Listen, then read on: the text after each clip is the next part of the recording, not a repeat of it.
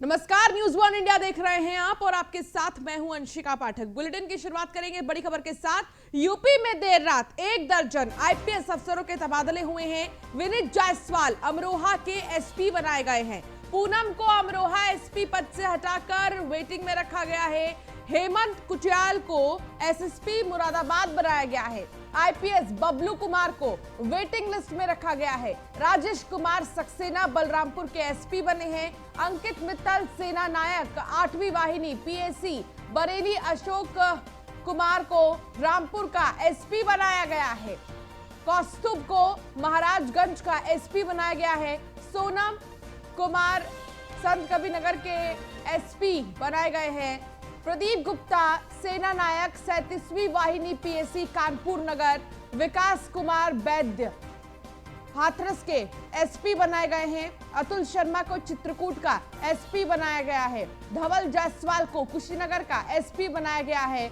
IPS Sachinder Patel को भी waiting list में रखा गया है। जल्द आईएएस पीएससी पीपीएस अफसरों के भी तबादले होंगे, तो बहुत जल्द तबादले होंगे। प्रदीप गुप्ता सेना नायक 37वीं वाहिनी पीएसी कानपुर नगर के हैं।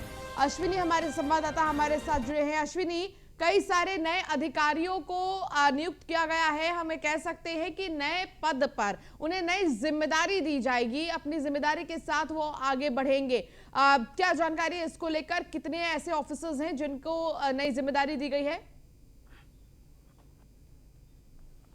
बिल्कुल, अगर बात करें उत्तर प्रदेश में एमएलसी का चुनाव जैसे ही खत्म हुआ था, आचार संहिता समाप्त की गई थी, उसके बाद लगातार कयास लगाए जा रहे थे कि उत्तर प्रदेश में जो मुख्यमंत्री की तबादला एक्सप्रेस है वो किसी भी समय चल सकती है, चाहे वो आईपीएस हो या पीपीएस हो या फिर आईएएस हो पीपीएस हो। निश्चित तौर पर पहला जो उनका मुख्यमंत्री का टारगेट रहा वो आईपीएस अधिकारी रहे, जिसमें 9 जिलों के जो पुलिस विभाग के मुखिया थे उनको हटाया गया, जिसमें शामिल है हाथरस, अमरोहा, बलरामपुर, मुरादाबाद, रामपुर, संत कबीर नगर, महाराजगंज, चित्रकूट और कुशीनगर। इन जिलों के जो जिला पुलिस अधिकारी थे उनको हटा करके उनको या तो नई तैनाती दी गई या प्रतिष्ठा रक्त किया गया। निश्चित तौर पर अगर बात करें, आज जो विनीत जायसवाल हैं पुलिस अधीक्षक हाथरस थे, उनको अमरोहा का पुलिस अधीक्षक बनाया गया। इसके अलावा पूनम जो थी उनको अमरोहा से प्रतिष्ठा रक्त किया गया, वेटिंग में डाल दिया गया। हेमंत कुटियाल को बलरामपुर से जो है मुरादाबाद भेजा गया। जो बबलू कुमार हैं जो वरिष्ठ आईपीएस अधिकारी थे, आगरा के एसएसपी भी रहे हैं, काफी सुर्खियों में रहे,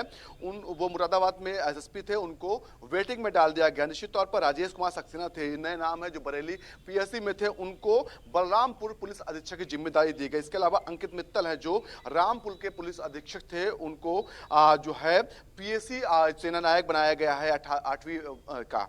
निश्चित तौर पर अशोक कुमार हैं जो पुलिस मुख्यालय से संबद्ध थे, उनको रामपुर पुलिस अधीक्षक की जिम्मेदारी दी गई है।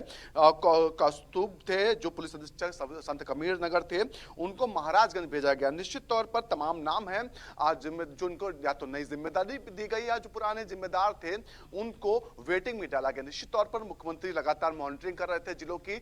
सबसे ज्यादा जो जनता दरबार पिछले 5-7 दिनों में लगा था, सबसे ज्यादा जो जहां से जो मॉनिटरिंग की गई, यहां से ही किया गया कि किस जिले से पुलिस विभाग से जुड़े हुए कितने लोग लखनऊ पहुंचे। निश्चित तौर पर लोगों को ये नॉर्मल लग रहा था, जनता दरबार लगने वाला हर बार लगता है और मुख्यमंत्री शिकायतें सुनते हैं, लेकिन इस बार जो मॉनिटरिंग की गई थी किस जिले से सबसे ज्यादा शिकायतें आ रही हैं और दूर दराज इलाके से अगर लखनऊ आना पड़ रहा था लोगों को, तो मुख्यमंत्री ने पहले ही निर्देशित किया था कि अधिकारियों पर कार्रवाई होगी। निश्चित तौर पर जिन अधिकारियों को वेटिंग डाला गया, निश्चित तौर पर कहीं ना कहीं शिकायतें भी मुख्यमंत्री को मिल रही थी या फिर जिस तरह का मुख्यमंत्री काम चाह रहे थे वो उनसे नहीं हो पा रहा था, जिसके बाद इनको तबादला इनका किया गया। निश्चित तौर पर आज संभवतः आज रात जो आईएएस अधिकारी हैं उनको उन पर भी तबादला एक्सप्रेस चल सकती है, जिसमें तमाम जिलों के जिला अधिकारी हैं उनको हटाया जा सकता है या फिर तमाम ऐसे जिला अधिकारी जिनका प्रमोशन हो चुका है, चाहे लखनऊ जिला अधिकारी बात करो, इनका प्रमोशन हो चुका, लेकिन अभी भी ये जमे हुए हैं अपने पद पर। जनवरी महीने में इनका प्रमोशन हुआ था, अभी भी डीएम का चार्ज लिए, कुछ संभवतः आज रात जो एक्सप्रेस चलेगी तबादला एक्सप्रेस, तो ऐसे में तमाम आईएएस अधिकारी हैं वो घेरे में आएंगे, जिनको जिलाधिकारी बनाया जाए, कुछ को जिला अधिकारी पद से हटाया जाएगा। जी चलिए ठीक है, बहुत शुक्रिया अश्विनी इस तमाम जानकारी के लिए। आगे भी आप बने रहिए हमारे साथ, हम आपसे आगे भी जानकारी लेंगे। तो सीएम योगी आदित्यनाथ की आज अहम बैठक है। आज शाम 5 बजे लोक भवन में बैठक करेंगे। औद्योगिक विकास सेक्टर का प्रेजेंटेशन देखेंगे। 16 अप्रैल को समाज कल्याण विभाग की बैठक करेंगे। 19 अप्रैल को स्वास्थ्य एवं परिवार कल्याण की बैठक करेंगे। आज शाम 5 बजे लोक भवन में बैठक करेंगे मुख्यमंत्री योगी आदित्यनाथ। औद्योगिक विकास सेक्टर का प्रेजेंटेशन देखेंगे। अश्विनी द्विवेदी हमारे संवाददाता लगातार हमारे साथ जुड़े हैं। अश्विनी, हर दिन मुख्यमंत्री एक नए विभाग का प्रेजेंटेशन देख रहे हैं, जिसमें कि ये जानने की कोशिश की जा रही है कि जो विभाग हैं वो कहां तक पहुंचे हैं, यानी कि वहां पर काम कहां तक पहुंचा है, या फिर क्या नए चीजों के बारे में जो मंत्री हैं वो सोच रहे हैं। और आज औद्योगिक विभाग के बारे में सोचा जाएगा, जो कि सबसे महत्वपूर्ण विभाग है उत्तर प्रदेश के लिए। बिल्कुल। दूसरी पारी में मुख्यमंत्री ने सबसे पहले आज जो अपने मंत्री थे उनको साफ तौर पे कहा कि अपने विभाग का 100 दिन का कार्यक्रम क्या रहेगा, क्या 100 दिनों में आप करेंगे, वो तैयार करके उसका खाका हमको दिखाइए। निश्चित तौर पर उसके बाद तमाम विभाग जो थे उन्होंने अपना खाका तैयार किया और मुख्यमंत्री के सामने पेश किया। अब विभाग बार अलग अलग खाका जो है वो पेश करने की बारी है, जिसमें इससे पहले भी कृषि विभाग पेश कर चुका है अपना प्रेजेंटेशन कि वो अगले 100 दिनों में या 6 महीने में क्या करने वाला। निश्चित तौर पर अब जो आज का कार्यक्रम है औद्योगिक विकास विभाग है, उसके अगले 6 महीने का कार्यक्रम क्या रहेगा, किस तरह से काम करेगा, कौन कौन सी नई इकाइयां उत्तर प्रदेश में उन पर काम किया जाएगा। क्योंकि उत्तर प्रदेश के अंदर जो औद्योगिक विकास विभाग है काफी महत्व रखता है, क्योंकि उद्योग को बढ़ाने के लिए, बढ़ावा देने से लेकर के तमाम योजनाएं जो उत्तर प्रदेश में आती हैं वो लागू कराने का जिम्मेदारी जो है इसी विभाग के कंधों पर होती है। निश्चित तौर पर आज औद्योगिक विकास जो विभाग है उसके प्रेजेंटेशन होगा। निश्चित तौर पर तमाम जो आला अधिकारी हैं मौजूद रहेंगे, जो मंत्री इस विभाग से जुड़े हुए हैं वो मौजूद रहेंगे। अगर बात करें 16 अप्रैल को समाज कल्याण विभाग का प्रेजेंटेशन होगा और वहीं 19 तारीख को सबसे महत्वपूर्ण जो उत्तर प्रदेश में विभाग है स्वास्थ्य विभाग, स्वास्थ्य और शिक्षा, स्वास्थ्य शिक्षा दोनों का होगा। निश्चित तौर पर दोनों मंत्रालय जो इस समय ब्रजेश पाठक के पास है, जो उप मुख्यमंत्री उत्तर प्रदेश के हैं। निश्चित तौर पर जो मुख्यमंत्री हैं लगातार विभागवार जो है अपना कार्य कर रहे हैं, विभाग से प्रेजेंटेशन मांग रहे हैं और कार्य योजना विभागों से मांगी जा रही है कि किस तरह से उत्तर प्रदेश की जनता के लिए बेहतर कार्य करेगी। पिछले अगर कार्यकाल की बात करें मुख्यमंत्री के, तो मुख्यमंत्री ने काम किया था, लेकिन इस बार जो है आप पहले बताइए कि पहले काम करने क्या वाले हैं, इसका पहले बताइए, उसके बाद उस पर विचार किया जाएगा कि कितना कार्य करने लायक है, आपका जो काम करने का तरीका वो कितना बेहतर। तमाम बिंदुओं पर चर्चा करने के बाद में ही आप अगला काम कर सकते हैं। निश्चित तौर पर इसको लेकर के मुख्यमंत्री काफी सख्त हैं और तमाम जो विभाग हैं 52 मंत्री हैं उनको 7 सेक्टर में बांट दिया है। निश्चित तौर पर सेक्टर वार जो है हर सेक्टर में जाकर के मुख्यमंत्री लोगों से, जो मंत्री हैं उनसे जानकारी मांग रहे हैं। अगले 6 महीने के अंदर कार्यक्रम का पूरा ब्यौरा आज मुख्यमंत्री के आगे औद्योगिक विकास विभाग पेश करेगा। जी चलिए ठीक है, आप बने रहिए हमारे साथ अश्विनी, आगे भी हम आपसे जानकारी लेंगे। यूपी दौरे पर उपराष्ट्रपति वेंकैया नायडू हुए। आज रामनगरी अयोध्या के दौरे पर उपराष्ट्रपति लखनऊ से अयोध्या के लिए रवाना हुए। रामलला का दर्शन करेंगे उपराष्ट्रपति। हनुमानगढ़ी में भी हाजिरी लगाएंगे। राम मंदिर निर्माण कार्य का प्रेजेंटेशन देखेंगे। तो उपराष्ट्रपति वेंकैया नायडू दौरे पर है उत्तर प्रदेश के, जिसमें कि वो अयोध्या जाएंगे और अयोध्या में रामलला के दर्शन करेंगे और साथ ही हनुमानगढ़ी भी जाएंगे। तो आज उपराष्ट्रपति वेंकैया नायडू का कार्यक्रम है, दौरा है अयोध्या का। इसके बाद वो काशी भी जाएंगे, काशी विश्वनाथ कॉरिडोर को भी वो देखने जाएंगे और यहाँ पर भी वो भ्रमण करेंगे। तो यूपी दौरे पर उपराष्ट्रपति वेंकैया नायडू हैं और उत्तर प्रदेश के इस दौरे के दौरान वेंकैया नायडू सबसे पहले अयोध्या जाएंगे। अयोध्या में वो रामलला के दर्शन करेंगे। अश्विनी हमारे संवाददाता हमारे साथ लगातार जुड़े हैं। अश्विनी, उपराष्ट्रपति के इस दौरे को लेकर क्या जानकारी मिल रही है? लखनऊ से रवाना हो गए हैं अयोध्या के लिए?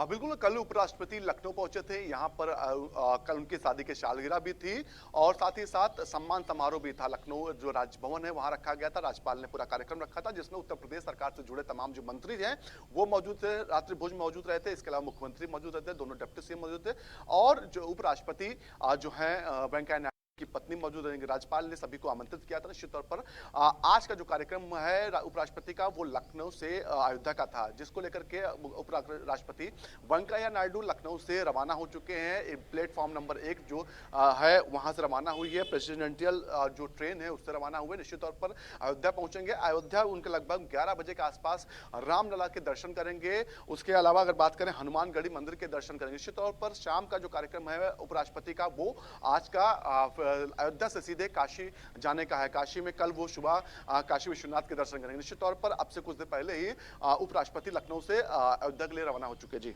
चलिए ठीक है, बने रहिए हमारे साथ अश्विनी, आप आगे भी जानकारी लेंगे। तो वहीं गुरुवार को लखनऊ में उपराष्ट्रपति के सम्मान में राजभवन में रात्रि भोज का आयोजन किया गया। भोज कार्यक्रम में सीएम योगी समेत दोनों डिप्टी सीएम शामिल हुए हैं। राजभवन में मंत्रियों समेत कई दिग्गज नेता भी शामिल हुए। तो तमाम जो मंत्री हैं वो शामिल हुए इस रात्रि भोज में। कई दिग्गज नेता शामिल हुए। वेंकैया नायडू के स्वागत में, सम्मान में भोज का आयोजन किया गया और इस भोज में राजभवन में सीएम योगी समेत दोनों डिप्टी सीएम भी शामिल हुए।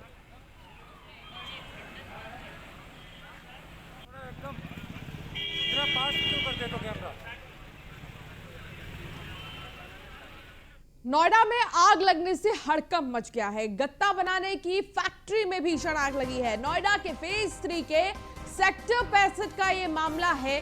आग लगने से आपको बता दें कि लाखों का नुकसान हुआ है। हालांकि अभी तक कारणों का पता नहीं चल सका है। दमकल की टीम ने आग पर काबू पाया है। ये गत्ते की फैक्ट्री थी और इस फैक्ट्री में आग लग गई। हालांकि आग कैसे लगी इस बारे में कोई जानकारी नहीं है, लेकिन फायर ब्रिगेड की गाड़ियां मौके पर पहुंची और आग को बुझाने का काम किया गया।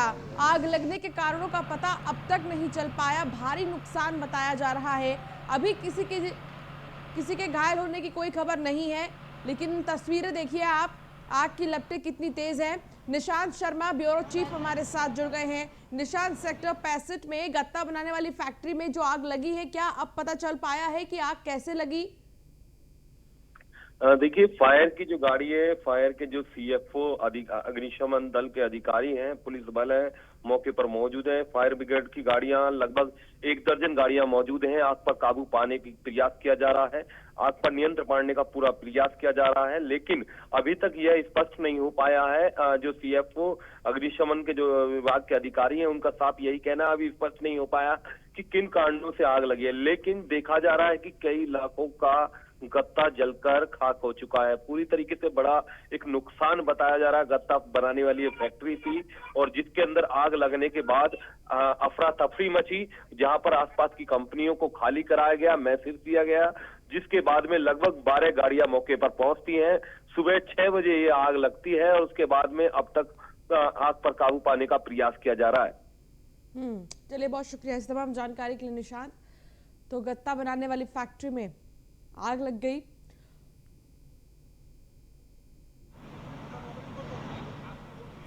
और इस बीच दिल्ली से बड़ी खबर आपको बता दें, अक्षरधाम मेट्रो स्टेशन से युवती की छलांग लगाने का मामला। इलाज के दौरान युवती की मौत हो गई है। पंजाब के होशियारपुर की रहने वाली थी मृतका दिया। गुरुग्राम में नौकरी कर रही थी दिया। थोड़े दिन पहले दिया की नौकरी छूट गई थी। मृतका के पास से कोई सुसाइड नोट नहीं मिला है। तो मृतका परेशान थी कि नौकरी नहीं है और इसके चलते सुसाइड करने वो छत पे चढ़ी, मेट्रो स्टेशन के छत पर, और उसने जब छलांग लगाई तो जितने भी वहां पर मौजूद लोग थे, जितने भी वहां पर मौजूद सीआरपीएफ के जवान थे, उन्होंने फौरन उसे बचाने की कोशिश की, लेकिन उसे बचाया नहीं जा सका। इलाज के दौरान उसकी मौत हो गई है। अक्षरधाम मेट्रो स्टेशन से युवती के छलांग लगाने का जो ये वीडियो है, ये सोशल मीडिया पर तेजी से वायरल हो रहा है। इलाज के दौरान युवती की मौत हो गई है। पंजाब के होशियारपुर की रहने वाली थी मृतका दिया और नौकरी नहीं थी। नौकरी नहीं होने की वजह से परेशान चल रही थी। गुरुग्राम में वो नौकरी करती थी। बहुत ज्यादा उसे परेशानी हो रही थी और आखिरकार उसने सुसाइड करने का ही सोचा। और ये वीडियो आप देखिए, उस वक्त का वीडियो है जब वो मेट्रो स्टेशन के छत पर चढ़ी और उसने छलांग लगाई। हालांकि उसको बचाया नहीं जा सका। इलाज के दौरान उसकी मौत हो गई। पीयूष तिवारी हमारे संवाददाता हमारे साथ जुड़ गए। पीयूष, ये बहुत दुख की बात है कि जो मृतका है वो नौकरी नहीं होने की वजह से परेशान थी, लेकिन जब उसने इतना बड़ा कदम उठाया उसको पूरी तरीके से बचाने की कोशिश की गई, लेकिन बावजूद इसके इलाज के दौरान उसकी मौत हो गई। जी बिल्कुल, देखिए कल अक्षरधाम मेट्रो स्टेशन पर ये घटना हुई और निश्चित तौर पर जिस प्रकार से कल का प्रकरण चला है, ये लड़की लगातार कूदने का प्रयास कर रही थी। करीब आधे घंटे का वक्त था जब लगातार जो सीआईएसएफ के वहां के जवान है वो उसको बचाने के लिए हर संभव कोशिश उन्होंने किया। नीचे भी तमाम सुरक्षा के लिए चीजें लगाई गई कि वो नीचे अगर कूदती भी है तो उसे बचाया जा सके, और यही कारण रहा कि वो जब कूदी उसे बचाने का हर संभव प्रयास किया गया। लगातार सीआईएसएफ के जवान ये रोकते रहे कि कोई बात है तो हमसे बात कर लो, कूदो मत, लेकिन आखिरकार वो लड़की कूद पड़ी और उसके बाद उसे इलाज के लिए अस्पताल में भर्ती कराया गया। देर शाम तक ये इलाज चलता रहा क्योंकि इतनी ऊंचाई से कूदने के बाद लड़की की हालत गंभीर हो गई थी। अगर हम बात करें तो लड़की का जो नाम है वो दिया बताया जा रहा है, जो पंजाब के बख्तियारपुर की रहने वाली थी और थोड़ी दिन पहले उसकी नौकरी गई थी। हालांकि ये चीजें स्पष्ट नहीं हो पाई है कि नौकरी जाने की वजह से वो डिप्रेशन में थी, क्या अन्य कोई कारण था, क्योंकि सुरक्षा में जो सुरक्षा अधिकारी है वो पूछताछ करते, लेकिन लड़की की हालत इतनी गंभीर थी कि वो किसी भी चीज को बताने में असमर्थ थी। यही कारण है कि वजह का पूरी तरीके से पता नहीं चल पाया है। बॉडी को परिवार वालों को सौंप दिया गया है और निश्चित तौर पे ये दुखद घटना है क्योंकि किसी के परिवार की बेटी का चले जाना किसी कारणवश तो बड़ा दुख का समय होता है उस परिवार वालों के लिए। चलिए, बहुत शुक्रिया पीयूष इस तमाम जानकारी के लिए।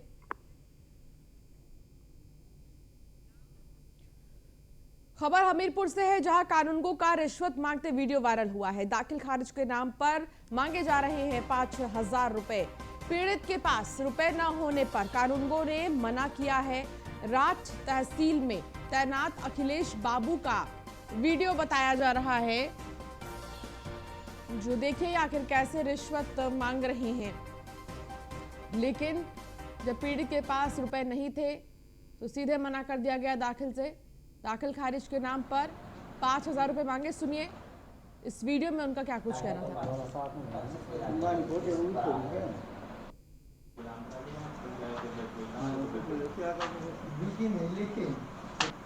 मतलब पापा मम्मी के यहाँ कुछ जो निकल जाए 7 तारीख को बहुत लोग में आ गया था मोबाइल में आ गया अरे दुनिया से ना बात कर रही थी यार तो कमाना नहीं आ गया तो आओ भैया अब कैसे ने करा रहा था मान जाओ ये सही किया। आधी बिस्किट तो ले लेना जो भी लाया है तू।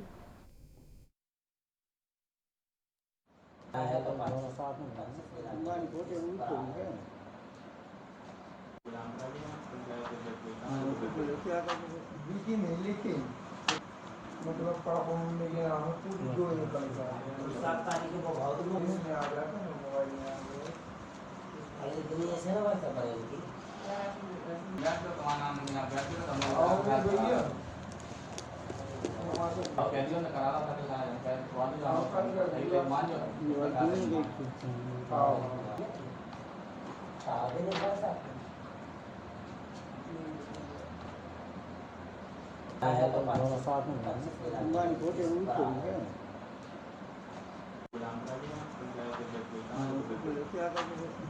लेकिन मतलब पापा मम्मी के यहाँ कुछ जो निकल जाए।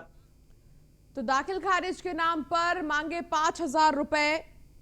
इसके साथ ही पीड़ित के पास रुपए न होने पर कानूनगो ने मना कर दिया। आप वीडियो में सुन भी रहे थे कि आखिर कैसे कानूनगो मना करते नजर आए। रांच तहसील में तैनात अखिलेश बाबू का यह मामला बताया जा रहा है। और इस बीच एक बड़ी खबर आपको बता दें, जहां यूपी में कई आईएएस अफसरों के तबादले हुए हैं। दीपक मीणा मेरठ के डीएम बनाए गए हैं। मनीष बंसल को संभल की जिम्मेदारी दी गई है। तो कई सारे ऐसे आईएएस अधिकारी हैं जिनके तबादले हुए हैं और कहां-कहां किसे जिम्मेदारी दी गई है आपको हम दिखा रहे हैं। 1 दर्जन से ज्यादा आईएएस अफसरों के तबादले हुए हैं। डीएम रायबरेली वैभव श्रीवास्तव आईएएस 2009 प्रतिशारत किए गए। महिला विधायिका की गंभीर शिकायत पर हुई कार्रवाई, सीएम से शिकायत की गई थी। तो कई सारे जितने भी अधिकारी हैं उनके ट्रांसफर किए गए हैं। तो यूपी में कई आईएएस अफसरों के तबादले हुए हैं। ब्रजेश श्रीवास्तव हमारे साथ जुड़ गए, हमारे एसोसिएट एडिटर। ब्रजेश जी, कई सारे ऐसे बड़े बड़े आईएएस ऑफिसर्स हैं जिनके तबादले हुए हैं। कहीं ना कहीं जब चुनाव हो रहे थे उसके बाद ये जानकारी मिल रही थी। न्यूज़ वन इंडिया ने इससे पहले भी दिखाया कि तबादले हो सकते हैं कई सारे ऑफिसर्स के, और अब देखा जाए तो मुहर लग गई है इस पर। बिल्कुल, देखिए लगातार ये प्रतीक्षारत था क्योंकि पहले से इस बात की उम्मीद थी कि जैसे ही अधिसूचना खत्म होगी, जैसे ही चुनाव आचार संहिता खत्म होगी, वैसे ताबड़तोड़ ट्रांसफर होंगे। तो पहले 14 आईपीएस के ट्रांसफर हुए, उसके बाद 1 दर्जन से ज्यादा आईएएस अधिकारियों के ट्रांसफर हुए हैं। उन तमाम जिलों के अधिकारी बदले गए हैं जो है, जहां पर या तो शिकायतें रही हैं या फिर जो है जिनकी जो कार्य प्रणाली है वो बहुत अच्छी नहीं रही है। तो अभी नॉन परफॉर्मिंग जो आईएएस अधिकारी थे, डीएम थे, उनको बदला गया है। आप देखिए किस डीएम रायबरेली को, वैभव श्रीवास्तव को जो है प्रतीक्षारत किया गया है, क्योंकि वहां पर जो विधायिका थी उन्होंने जो है सीएम से इनकी शिकायत भी की थी। इसी तरह से अगर देखा जाए तो कानपुर देहात में नेहा जैन जो है कानपुर देहात से हटाई गई है। तो इस तरह से कई अधिकारी ऐसे हैं। जितेंद्र प्रताप सिंह देवरिया के नए डीएम बने हैं, संजीव रंजन डीएम सिद्धार्थनगर बने हैं। तो कई जिलाधिकारियों को इधर से उधर किया गया है। कई जिलाधिकारी ऐसे हैं जो प्रतीक्षारत किए गए हैं। तो 1 दर्जन अधिकारी ऐसे हैं जिनको आईएएस अधिकारियों के तबादले किए गए हैं। दीपक मीना को जो है डीएम मेरठ बनाया गया है। मेरठ जिलाधिकारी को लेकर के खासी चर्चा रही जो है। नेहा जैन को कानपुर देहात की नई डीएम बनाया गया है। तो इस तरह से देखा जाए तो अभी 1 दर्जन आईएएस अधिकारियों के तबादले हो गए, लेकिन अभी कई अधिकारी ऐसे हैं जिनकी तबादला लिस्ट अब से कुछ देर में आने वाली है। अभी कुछ और लगातार जो है जो तबादले हैं वो आते रहेंगे। तो आईपीएस और आईएएस अधिकारियों के तबादले आने की शुरुआत हो चुकी है। अभी कई और बड़े आईएएस अधिकारियों के तबादलों की लिस्ट भी प्रतीक्षित है, जिसमें एसीएस लेवल के अधिकारी हैं। उनकी लिस्ट भी जो है आज कल में आ सकती है। तो अब चूंकि एक के बाद एक ताबड़तोड़ शुरू, देर रात पहले आईपीएस अधिकारियों के तबादले किए गए और उसके बाद अब आईएएस अधिकारियों के तबादले किए गए हैं। कई आईएएस अधिकारी जो प्रतीक्षारत थे उनको जिले में तैनाती दी गई है, और कई ऐसे जिलाधिकारी थे जिनको अभी प्रतीक्षा रखा गया है, यानी कि अभी जिनकी पोस्टिंग तय नहीं की गई है। तो कुल मिलाकर परफॉर्मेंस के आधार पर ये जो तैनाती की जा रही है, ताकि जिस तरीके से सरकार ने जो 100 दिन का लक्ष्य बनाया है कि 100 दिन की जो परफॉर्मेंस जो मंत्रिमंडल से ली जा रही है, उस परफॉर्मेंस को, उस काम को करने का जो बीड़ा है वो अधिकारियों के जिम्मे ही है। ऐसे में मुख्यमंत्री चाहते हैं कि जो अधिकारी हों वो कर्मठ हों और कम से कम परफॉर्मेंस के लेवल पर हों, और यही वजह है कि एक के बाद एक ताबड़तोड़ जो है तबादले किए जा रहे हैं। चुनाव के दौरान भी कई अधिकारियों को लेकर के शिकायतें मिली थी और उन शिकायतों के आधार पर भी ये पूरे तबादले हुए हैं। तो फिलहाल तबादले की जो आईएएस अधिकारियों की पहली लिस्ट आ चुकी है, आईपीएस अधिकारियों की पहली लिस्ट आ चुकी है, और अभी और लिस्ट आज दिन में भी कुछ लिस्ट आ सकती है। इसके साथ ही अब ताबड़तोड़ जो तबादलों की शुरुआत है, तबादला एक्सप्रेस की शुरुआत हो चुकी है। अभी देखिए कौन कौन अधिकारी इसमें सवार होता है। माना ये जा रहा है कि नीचे से लेकर ऊपर पंचम तल तक के जो है कई अधिकारियों के तबादले हो सकते हैं, कई अधिकारी इधर से उधर हो सकते हैं। तो अभी प्रतीक्षा की जा रही है कई बड़े आईएएस आईपीएस अधिकारियों के, जिनके तबादले भी हो सकते हैं, और जिनको जो है जो साइड पोस्टिंग में पड़े थे उनको प्राइम पोस्टिंग भी मिल सकती है। ब्रजेश जी, कई बार हमने देखा है ये कि जितने भी विधायक होते हैं स्थानीय और तमाम जितने भी नेता होते हैं, उन्होंने भी कई बार शिकायत की है। ताज़ा मामला इटावा का ही देख लीजिए, जहां रामशंकर कठेरिया ने डीएम को लेकर आरोप लगाए थे कि भ्रष्टाचार बहुत ज़्यादा हो रहा है। तो कहीं ना कहीं जो विधायकों की कंप्लेंट्स हैं और कुछ ऐसे पुलिस स्टेशंस जहां पर जनता की नहीं सुनवाई हो रही थी, जहां पर लोग परेशान थे, उन जगहों पर एक्शन लिया गया है। देखिए सबसे बड़ी बात यह है कि जिस तरीके से चुनाव के दौरान भी देखा गया कि बहुत सारे अधिकारियों ने मनमानी की, बहुत सारे अधिकारी जो है बेलगाम थे, तो उन बेलगाम अधिकारियों के खिलाफ सरकार ने सख्त एक्शन दिखाया है। आपने देखा होगा सोनभद्र के डीएम, औरैया के डीएम, जिनको निलंबन किया गया, जिनके ऊपर करप्शन के चार्जेस थे जो है। इसके साथ ही अभी कई अधिकारी और हैं जिनके ऊपर ठीक है। करप्शन की जो है आरोप हैं और जिनके ऊपर जो है तलवार लटक रही है। अभी तो ये ट्रांसफर पोस्टिंग किए जा रहे हैं, जिसमें बहुत सारे लोगों को इधर से उधर किया जा रहा है, कुछ को प्रतिक्षारत किया जा रहा है, लेकिन अभी कई अधिकारियों के ऊपर आप सख्त एक्शन भी आप देखेंगे। कई अधिकारियों के ऊपर अभी जो है गाज भी गिरेगी, जो है उनकी भी बाकायदा सूची तैयार हो गई है। लेकिन जो सबसे बड़ी प्रायोरिटी सरकार की है कि काम तेजी के साथ आगे किया जाए, विकास की योजनाओं को तेजी के साथ प्रायोरिटी पे आगे बढ़ाया जाए। ऐसे में अब अधिकारियों को, जो एक्टिव अधिकारी हैं, उनको तैनाती दे करके सरकार अब जो है, जो 100 दिन का जो प्राइम एजेंडा है, उसको पूरा करने के लिए जो है तेजी के साथ आगे काम कर रही है। बहुत शुक्रिया ब्रिजेश जी इस तमाम जानकारी के लिए।